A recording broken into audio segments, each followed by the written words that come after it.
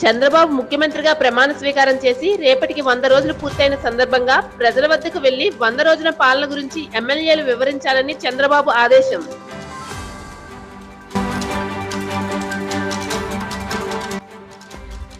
వైఎస్ఆర్సీపీ కేంద్రాలయంలో విజయనగరం జిల్లా వైఎస్ఆర్సీపీ నేతలతో పార్టీ అధ్యక్షుడు వైఎస్ జగన్ సమావేశం.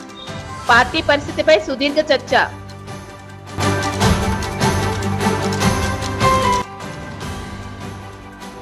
వైఎస్ కోసమే రాజకీయాల్లోనికి వచ్చా, జగన్ నిర్ణయాలు వ్యతిరేకించా, పార్టీలో ఎన్ని అవమానాలు భరించానన్న మాజీ మంత్రి బాలినేని.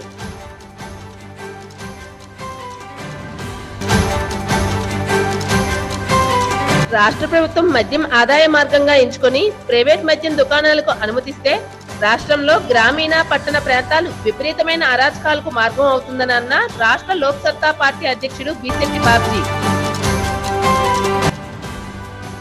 వేద విద్యను అభ్యసించిన నిరుద్యోగ వేద పండితులు నిరుద్యోగ భృతి పొందేందుకు దరఖాస్తు చేసుకోవాలని దేవాదాయ ధర్మాదాయ శాఖ జిల్లా సహాయ కమిషనర్ ఎల్ సుధారాణి.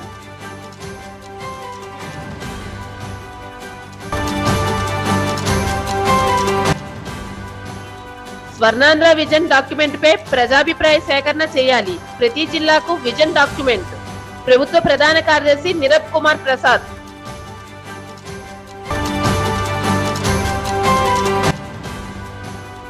గంట్యాడ మండలం జగ్గాపురం గ్రామంలో ఎలక్ట్రికల్ పోలు గత వర్షానికి వాలింది. ఈ రోజు వర్షానికి కూలింది. ఎలక్ట్రికల్ సిబ్బంది వారు తగు చర్యలు తీసుకోవాలని కోరుతున్న గ్రామ ప్రజలు.